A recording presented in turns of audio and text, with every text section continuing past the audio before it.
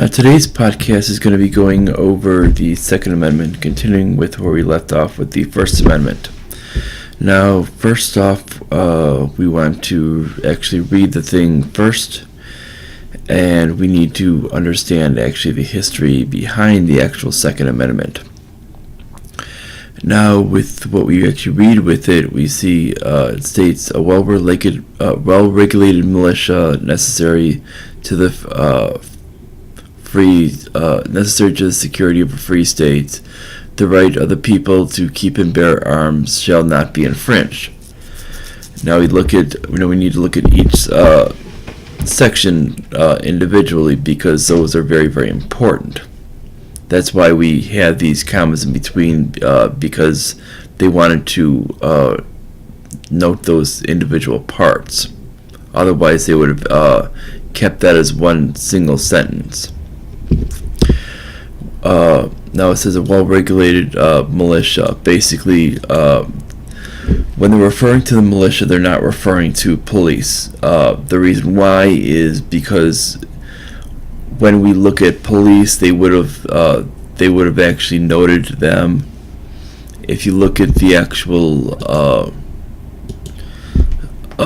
term of police, they would have had those well before the actual establishment of the actual term with it. Militia was completely different.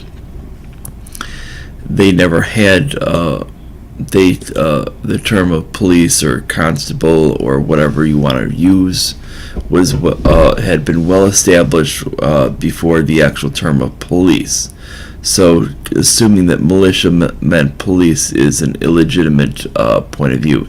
We see them trying to assume militia meant police. Usually this comes out of a lot of left-wing groups with it, or left-wing news sites such as the Young Turks. This is a very, very lazy argument, because it doesn't assume that what actually happens when we actually send they usually assume that it was meant for military, and they or actually or for police. Well, when we look at what the militia was for, militia was also for setting off for war as well, which means it was actually meant with the draft. That's actually where we get the draft from, was actually the Constitution in its actual written state in its previous state to the amendments. And when we look at that, we'll actually see that in its previous state to its amendments, we'll see that if it meant the militia, that means they were willing to send. If that meant police, that means they were willing to send police out to war. And that means essentially that each individual community would have been left without police. Thus, it would have been potentially at high risk of riot and mob rule. This would not have been beneficial. This meant that no ability for order would have been set, as police would have been part of being part of the Justice Department, actually in local levels. And because of this, they're essentially under the under the executive department, and thus there is no way to execute the laws. Then essentially the country goes under. So we know that this is a flawed argument from the beginning, which means that the militia was never meant to be police. What we do find with it now, if we take the argument, does militia mean individuals? Now, when we look at that argument, that's actually brought up by people on the right and libertarians and a lot of other people, this then comes true to actually mean something very, very sensible. Now, if we were to believe that, then we see with the draft, we see it makes perfect sense, and makes perfect sense with what they've done throughout history of drafting individuals to protect the government and using the militias to quell insurrections. And it fits perfectly with what has happened throughout history. And it actually fits with that point. So basically, this militia means actually armed individuals. It means nothing more. And at this point right here, specifically, it doesn't even state armed individuals at this point of the actual law, or I should say, of the actual amendment. It doesn't even state anything about arms. And then it goes on to the second thing, being necessary to the security of a free state. Now, when it's saying about a state, it's saying the individual states, not the actual government. It's not the actual federal government. And it's saying the actual states must be free from tyranny of the actual federal government. And that's what it's talking about, free states. It's not, and it's saying with that, and it's also saying free as in individuals being free as well.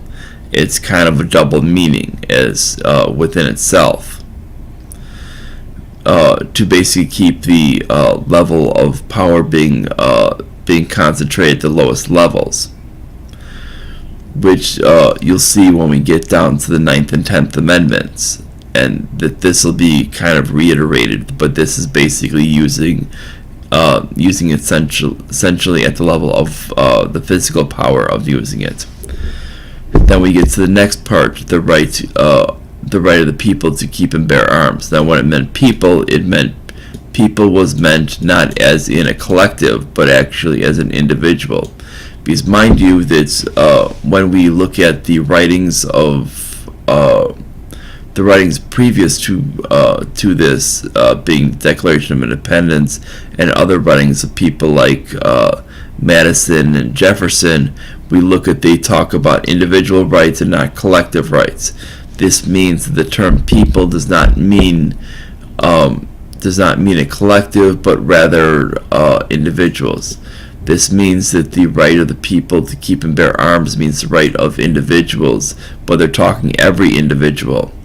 So instead of saying the right of every individual to keep and bear arms, they used the actual proper grammatical term of the time, saying the right of the people.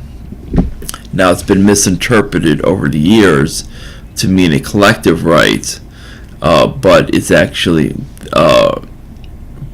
means the right of every individual, is the way it should be interpreted as. And what it means by keep and bear arms, it means basically any type of firearm, basically anything that basically the military can have. And there's a reason why, because it was meant to go against the government if the government became tyrannical. And this is very, very key, because it actually works in conjunction with things such as the First Amendment and the Fourth Amendment. They understood that the government was abusing its power through what was supposed to be protected under the First Amendment and the Fourth Amendment.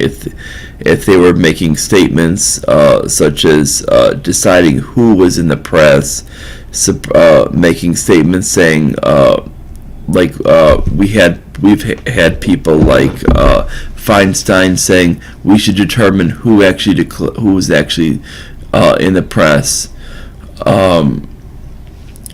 Basically, we've had people like Ted Lieu saying, I wish I could abridge certain people's rights of freedom of speech. When we have people like that, when we have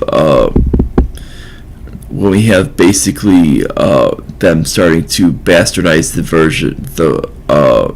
the idea of freedom of religion, and stating that there's an actual separation of church and state, and where that statement has never come forth from the actual thing. The only thing it means is that there cannot be a state religion at all. They cannot force a religion upon you with a state religion, nor can they limit you what religion you can follow. And this is basically it's basically for the free exercise thereof. the idea of separation of church and state was something that is completely illegitimate and never actually sees the light of day in the actual Constitution. Where that actual statement came about is completely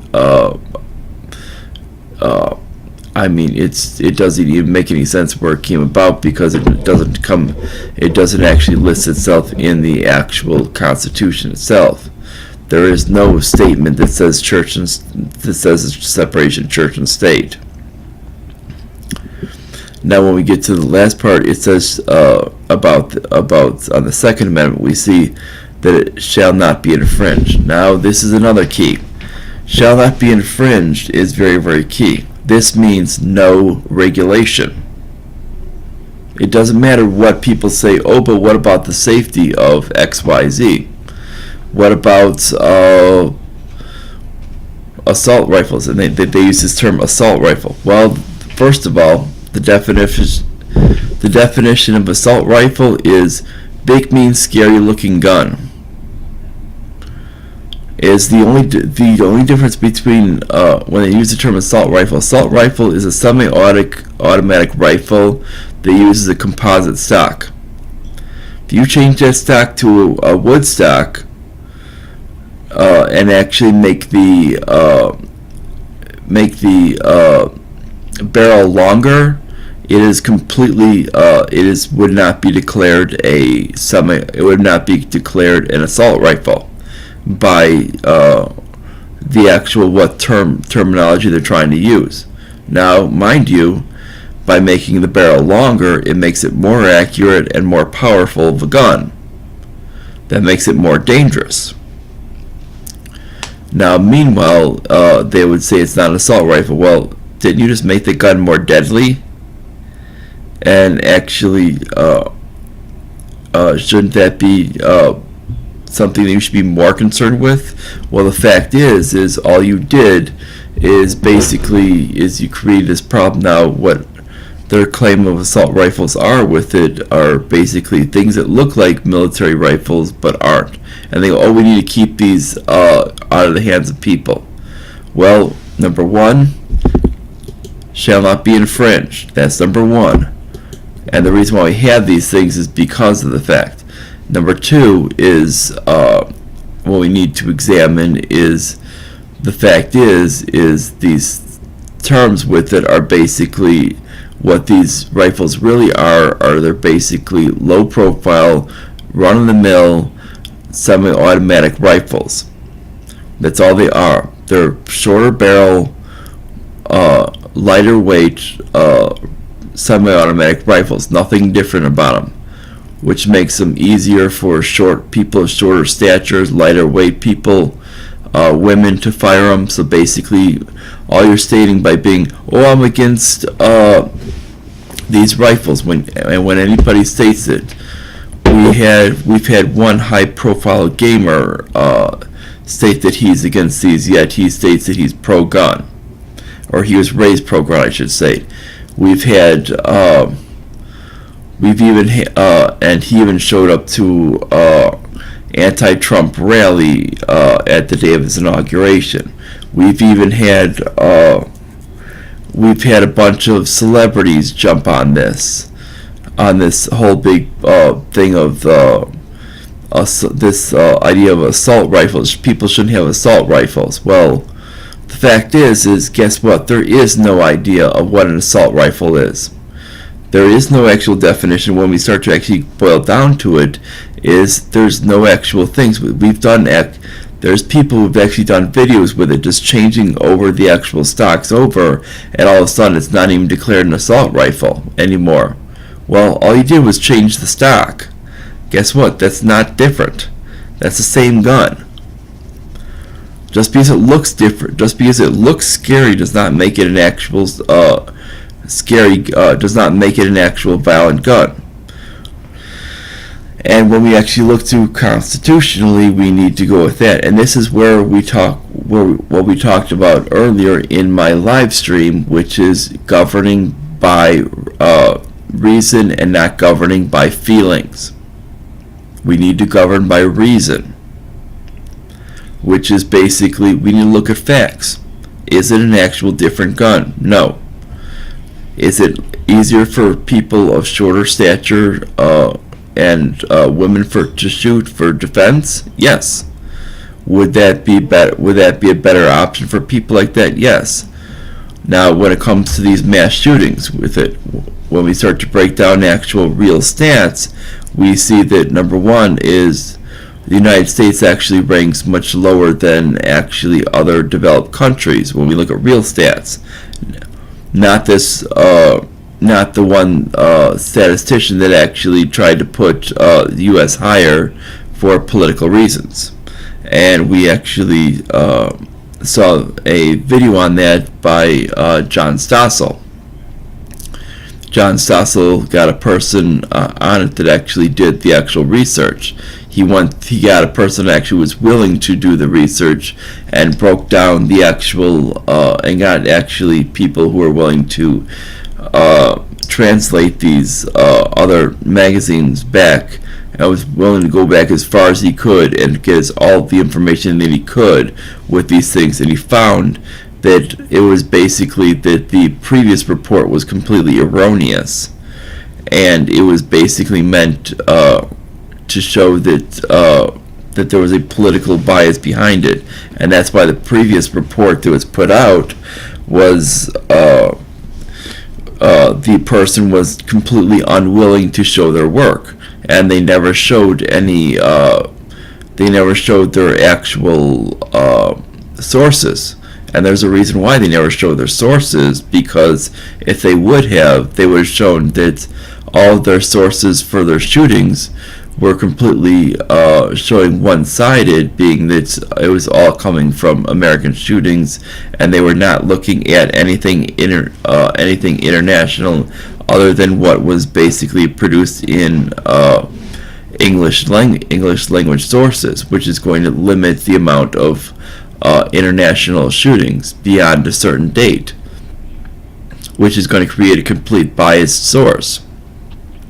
Because the actual resources and a lot of the other international mass shootings were actually showing that most of the data was actually kept in other languages, and that makes it a big problem. And that's what we need to realize when we're making rational decisions. We can't make them on emotion. We have to look at them and actually real data. And when we look at real data globally, we need to understand that people have different languages around the globe. And when we start to look at the United States, is if next to other countries, is if there's no correlation between if we start to look and there's no correlation between gun ownership and the number of mass shootings, then then that would show to be true that that's not a problem. I mean, you look at something such as Switzerland. Switzerland actually has a higher number of gun ownership than the United States does, and the number of mass shootings are even lower than the United States. And the reason why is because what they do is instead is they do not disrespect the right of gun ownership. And they actually have, because they have a higher percentage of gun ownership, it creates what we call a standoff, and that's the reason why we have that. And when we see that, we see the fact is we would see that the fact is they are not infringing on these people's rights based on any type of arbitrary thing of governing by feelings. They're governing by actual fact, and they understand this, and they're getting much less in these mass shootings than even the United States is per population size. And this is very, very key to what needs to be understood, is when we look at gun ownership per person, and when where these things are happening with it, it's basically sorry about that noise, but that's someone actually trying to rev up a bike or something. But when we deal with the actual thing of the Second Amendment, if we actually didn't infringe on people's rights, you would see less actual mass shootings, because they're just not very common when we actually have people that, in areas that people are actually we're seeing in people in areas that people are actually armed.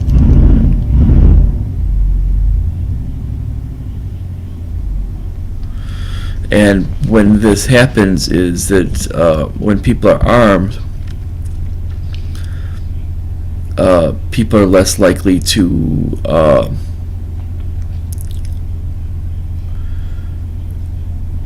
be willing against another person that's armed. They're not going to shoot because they know both people are going to die.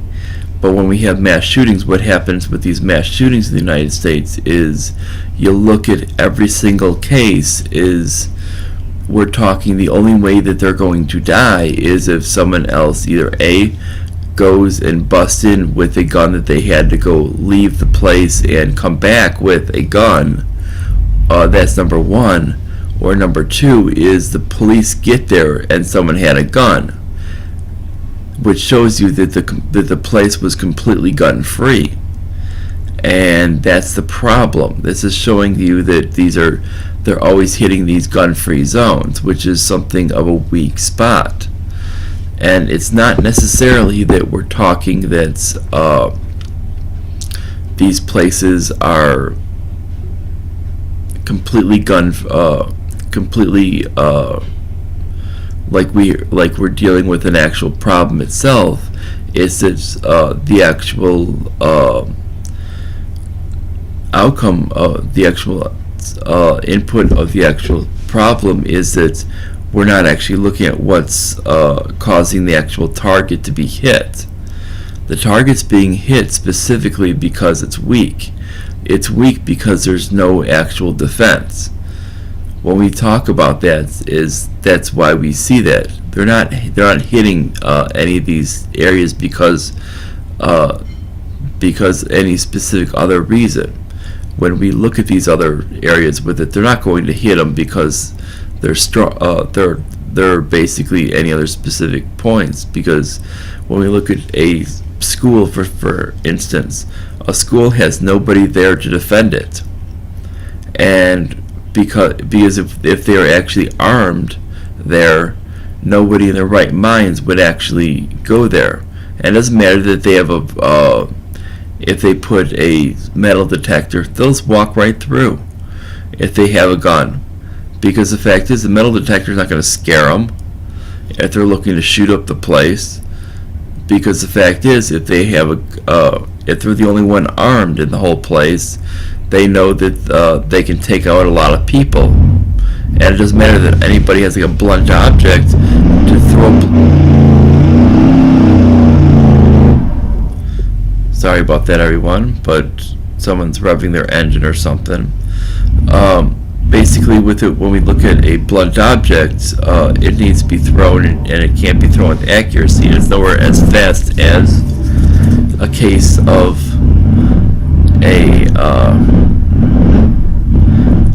it's nowhere fast as a case of what a gun can shoot at, no matter if we're talking a 22 or if we're talking a 50. And this is the whole point that we need to argue about. And that's why if we actually respected the actual original intention of the Second Amendment, you would see that basically, and understand that the individuals were supposed to have whatever the military could have, these mass shootings would never happen, because it's when we look at individuals who follow the law. And this is another point of why we don't rule on feelings, is when you look at individuals who follow the law, it's going to be basically those are only going to be those are your only ones who are going to not not be a problem. So when you look at the ones who are going to be disarmed from this, those are only going to be the ones who are not the problem to begin with. When you look at the actual problem people, those are the ones who are not following the law before. So the only ones who are going to basically have guns, let's say if you do a complete disarmament, basically the only people who are going to have guns after that point are either A, cops, and B, the criminals. This means you're going to have a huge number of people who are disarmed. Basically, you're going to create a national crisis of the same situations as we have in these school shootings. So if you want to create that would only create basically a national situation to where you basically create a national option for what would happen in a school shooting. Now, if you want to eliminate this, you need to basically do the opposite, which is essentially start repealing these things. You don't want any gun control. Now, if you look at where you're finding the most shooting is in these actual cities with the most gun control, such as Chicago. Chicago is one of the stiffest things of gun control, which is technically unconstitutional, as we see when we see this section right here when it says shall not be infringed. That's basically saying gun control is illegal, or I should say unconstitutional. And when we look at that, we should see that basically when we look at their outcome is when people are dying, because essentially you're saying, well, shouldn't that essentially impact it? Well, when you get people say, I don't follow the law, because they didn't follow the law, they wouldn't follow the law in either method, if there was a gun confiscation or not. Well, all you're going to do is essentially the people who follow the law are the people who would be victimized if you had a gun confiscation, or if you had the Second Amendment being treated as is per it was written.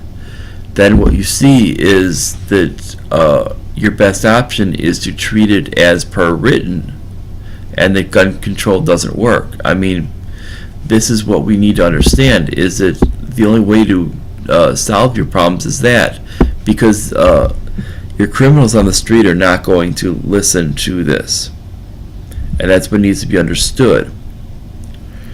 And this is where a lot of people, when they're governing by feelings, they don't understand that. They need to understand that when we had these things written, these amendments written, they were written basically with reason and not with feelings. And there's a reason why they wrote them that way, with reason and not feelings, because of that. Because they understood that basically they had plenty of crime back then. Essentially, crime-wise, is if you look at the rates of crime were far higher back then, and the rates of terrorism were far higher back then than we have today. Yet they actually essentially stepped up and they put things in the Constitution that we have people clamoring and saying, oh, we can't live under that because of fear of violence and fear of people having these weapons who are too powerful. Well, the fact is I mean, do you understand what an actual cannon could do?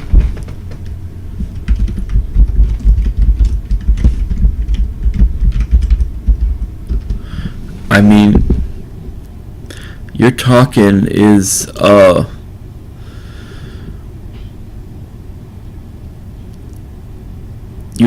basically is for like weights of like your cannons is, I mean, they were just insane.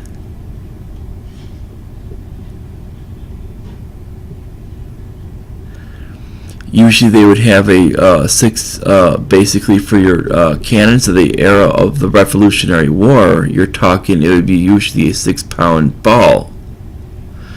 And that's the whole point if we look there. And that was even considered what would be considered a firearm. And frankly, if you've ever seen anybody fire a Revolutionary War cannon, it can take out a flipping wall, or like a brick wall, a fort, something like that, because the thing is flying so damn fast. And anybody saying, oh, but one of these guns they have out there with it, one of these so-called assault rifles. An so-called assault rifle is either a 22 bullet or a 38 bullet. Okay, let's put a 6-pound cannonball versus a armed by one person versus a person with a 38 in a semi-automatic. Let's see who wins. When the person is cut in half, if not basically a basic pile of blood, that's trying to fire that 38 or 22 or 38 depending on its model, we can actually come back and state that's what was actually considered to be too dangerous. Yeah, and guess what? That was considered just fine for people to own. And that would be basically big enough to actually basically destroy what pretty much could probably destroy a home within just minutes. The average home in your block, but you could probably within a few hours probably destroy your neighborhood because of the actual damage it could cause. Sometimes they would actually load canisters with multiple balls, which essentially could just do even more damage and kill a bunch of people. Similar to the idea of buckshot on when we're talking about a shotgun. They do it similar like that, and that's what they would do back then. But when we're talking about these things of, oh, they're too dangerous, well, that's a load, because the fact is what we have access to is far less than what they had back then. They had stuff that was a lot more dangerous, and these were considered to be able to be owned by both what was considered the militia, which was the individual, and what was considered the government, which was not the state, which was not considered the state. The state was actually considered a different entity at the time. Now, if you like this, subscribe, click the notification bell, share it all the way on social media, and with your friends and everyone else. I just recently set up a Patreon, so when that goes through, I will get you the notification on that for those who want to put in donations, and I will see you guys later tonight. Bye, everyone.